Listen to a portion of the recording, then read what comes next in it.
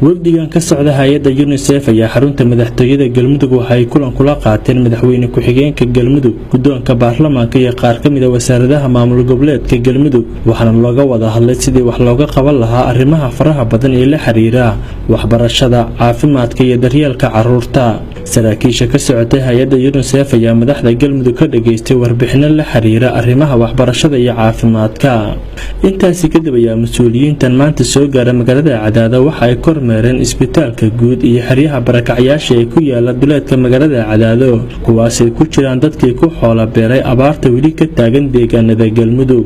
marka ay soo dhamaadeen kormeerka iyo kulamada ayaa socdaalka wafdiga waxaa warbaahinta uga warbixiyay Maxamuud Cismaan Cabdille, agaasimaha warfaafinta madaxtooyada Galmudug.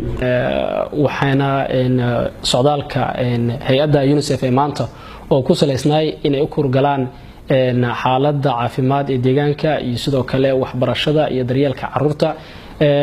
sida la socotaanba Galmudug waxaa waayihii ugu dambeeyay ka jiray abaaro kala duwan, abaarahaas oo markaas saameyn ku yeeshay dadka iyo dunyada, ay ka dhalatay xaalad caafimaad darro iyo sidoo kale ciyaalka oo aan inta badan aan haysanin waxbarasho. sida la socotaan deegaanada qaar waxa ka soo qaxay dad fara badan oo deegaanada al-shabaab controlaan ka soo qaxay oo yimid deegaanada degmooyinka nabadgelyada xooggan ay ka jirto sida Cadaado iyo Gaalkacyo iyo Caabudwaaq iyo sidoo kale meelo fara badan oo kamid ah gobolka.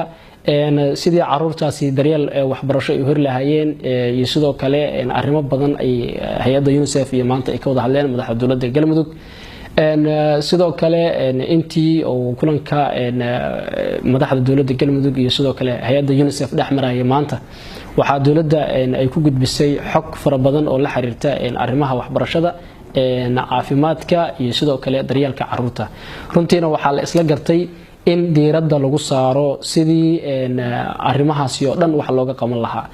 socdaalka maanta magaalada Cadaado ay ku yimaadeen wafdigan ka socda hay'adda UNICEF ayaa ku soo beegmaya xilli kaamamka barakacyaasha magaalada Cadaado ay ku dhibaataysan yihiin dad badan oo ku xoola beeray abaarta weli ka taagan deegaanada Galmudug.